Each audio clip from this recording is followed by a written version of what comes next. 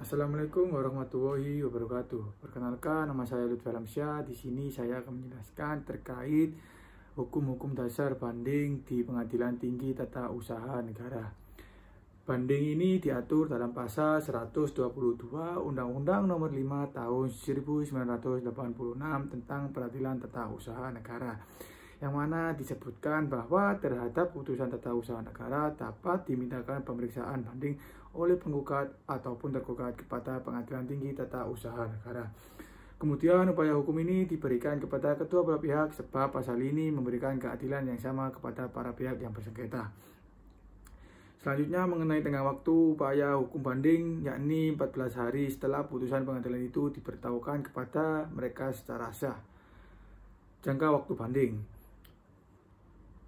terdapat pada pasal 123 ayat 1 Undang-Undang Nomor 5 Tahun 1986 tentang Peradilan Tata Usaha Negara, yang mana berbunyi permohonan pemeriksaan banding diajukan secara tertulis oleh pemohon ataupun kuasanya yang khusus dikuasakan untuk itu kepada PT UN yang menjatuhkan putusan tersebut dalam tengah waktu 14 hari setelah putusan pengadilan itu diberikan kepadanya secara sah.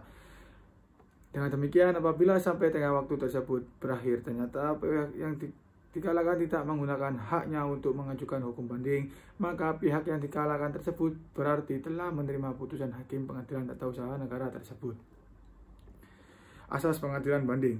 Asas diselenggarakannya dalam dua tingkat pada dasarnya dilatar belakangi pemikiran dan keyakinan bahwa putusan pengadilan tingkat pertama itu belum tentu sudah memenuhi kepastian hukum dan atau rasa keadilan dari para pihak pencari keadilan.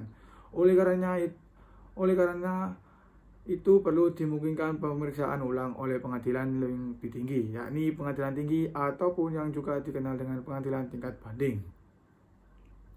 Putusan pengadilan tata usaha negara yang tidak dapat dimintakan upaya hukum banding. Yang pertama, penetapan ketua pengadilan tata usaha negara mengenai permohonan untuk berperkara dengan cuma-cuma berdasarkan pasal 61 ayat 2. Yang kedua, penetapan dismisal dari ketua pengadilan tata usaha negara berdasarkan pasal 62 ayat 3 huruf A Undang-Undang Nomor 5 Tahun 1986.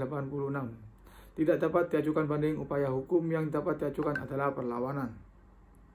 Yang ketiga, putusan pengadilan tata usaha negara terhadap perlawanan yang diajukan oleh penggugat atas penetapan dismisal berdasarkan pasal 62 ayat 6 Undang-Undang Nomor 5 Tahun 1986 tidak dapat diajukan banding. Yang keempat, putusan pengadilan mengenai gugatan perlawanan pihak ketiga sebelum pelaksanaan putusan yang telah berkekuatan tetap berdasarkan pasal 118 ayat 2 berlaku ketentuan pasal 62 dan pasal 63 Undang-Undang Nomor 5 Tahun 1986, sehingga terdapat putusan tersebut tidak tersedia upaya hukum banding.